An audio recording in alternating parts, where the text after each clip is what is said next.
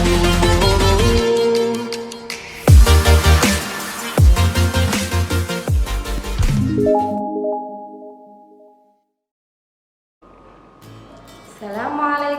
warahmatullahi wabarakatuh. Halo anak-anakku semuanya, ketemu lagi dengan Ustazah Husnul yang akan belajar bersama pendidikan agama Islam. Oke, Ustazah mau sapa dulu ya. SD Bas, inspiratif, kompetitif, berkarakter. Bagaimana kabarnya Soli-solihah pada hari ini? Semoga anak-anakku semuanya dalam keadaan sehat dan selalu dalam lindungan Allah Subhanahu wa Ta'ala. Oke, agar pembelajaran kali ini diberi kemudahan oleh Allah dalam pemahaman dan kelancaran, marilah kita awali dengan baca basmalah bersama-sama.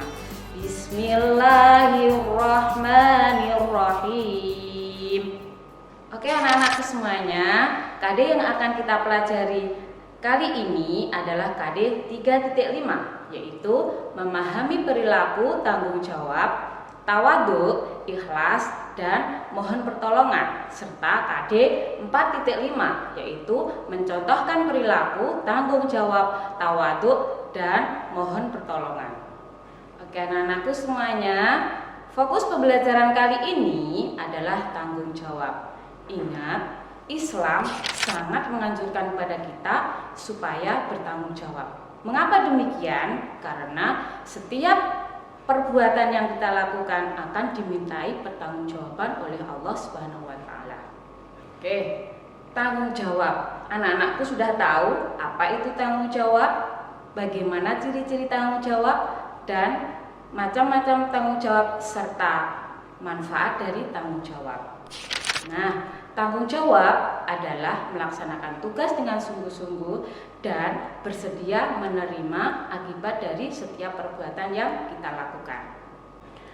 Oke, ciri-ciri dari tanggung jawab yang pertama, selalu berusaha untuk mengerjakan hasil yang terbaik. Yang kedua, selalu menghargai waktu. Dan yang ketiga, mengerjakan tugas yang diberikan dengan tuntas. Ciri-ciri yang keempat adalah menerima akibat dari setiap perbuatan yang kita lakukan. Selanjutnya adalah macam-macam dari tanggung jawab itu sendiri. Yang pertama, tanggung jawab kita kepada Allah Subhanahu wa Ta'ala. Bagaimana cara kita bertanggung jawab kepada Allah Subhanahu wa Ta'ala? Dengan cara kita melaksanakan ibadah kepada Allah dengan cara yang sebaik-baiknya, yaitu dengan cara sholat 5 waktu.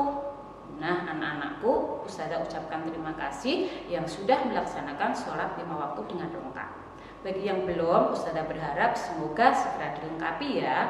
Selain melaksanakan sholat 5 waktu, anak-anakku juga harus rajin mengaji dan mereview setiap hafalan yang sudah dihafalkan. Tanggung jawab yang kedua adalah tanggung jawab pada diri kita sendiri. Bagaimana caranya? Kita harus selalu menjaga kesehatan.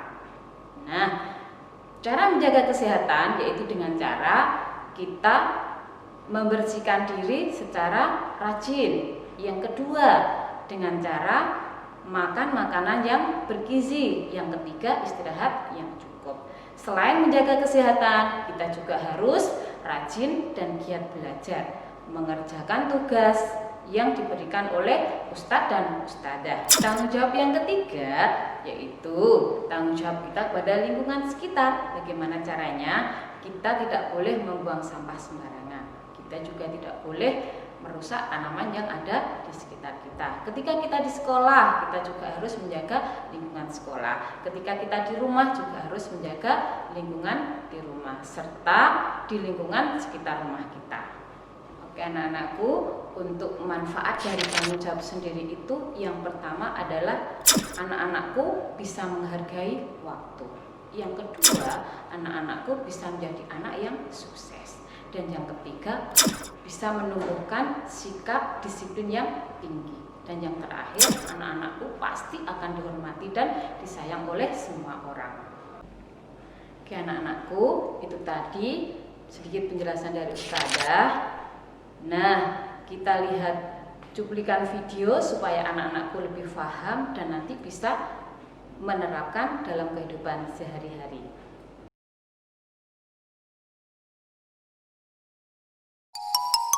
Tanggung jawab.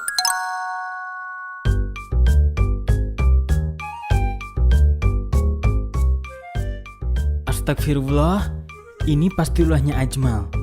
Ajmal.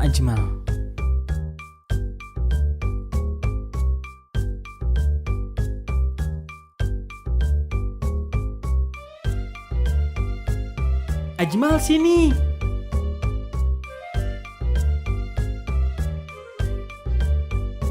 Ajmal tadi habis dari mana? Ajmal habis pergi main sama Nobia. Loh, hari ini kan Ajmal punya tugas siram tanaman. Tapi kan ya masih ada Kak Nun. Kalau begitu, berarti Ajmal nggak tanggung jawab dong. Tanggung jawab artinya mengerjakan setiap tugas yang diberikan kepada kita. Muslim yang baik adalah muslim yang mau bertanggung jawab pada dirinya sendiri, juga orang lain. Setiap orang punya tanggung jawabnya sendiri-sendiri, Ajmal. Setiap orang diberikan tugas tergantung kemampuannya masing-masing. Allah pun tidak membebankan suatu tugas pada kita di luar dari kemampuan kita.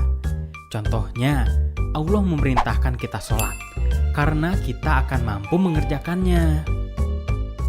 Memangnya kenapa kita harus bertanggung jawab ya? Jika kita mau bertanggung jawab pada diri sendiri, kita akan lebih berhati-hati dalam bertindak. Karena kita akan menjaga diri kita dari hal-hal yang buruk. Kalau manfaat kita tanggung jawab ke orang lain apa ya? Dengan kita mau bertanggung jawab pada orang lain, kita jadi akan punya banyak kepercayaan dari mereka. Mereka pun akan tenang dan nyaman berada di samping kita. Mereka juga pasti menyayangi kita. Oh gitu ya. Kalau gitu Ajmal mau jadi anak yang bertanggung jawab biar bisa disayang ayah, ibu, sama Kak Nun. Nah, kalau gitu Ajmal lanjutin siram tanamannya nih.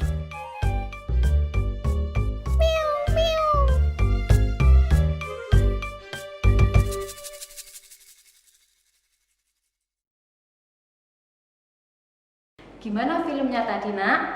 Seru kan? Nah, supaya dari film tadi anak-anakku bisa mengambil hikmahnya dan nantinya diterapkan dalam kehidupan sehari-hari.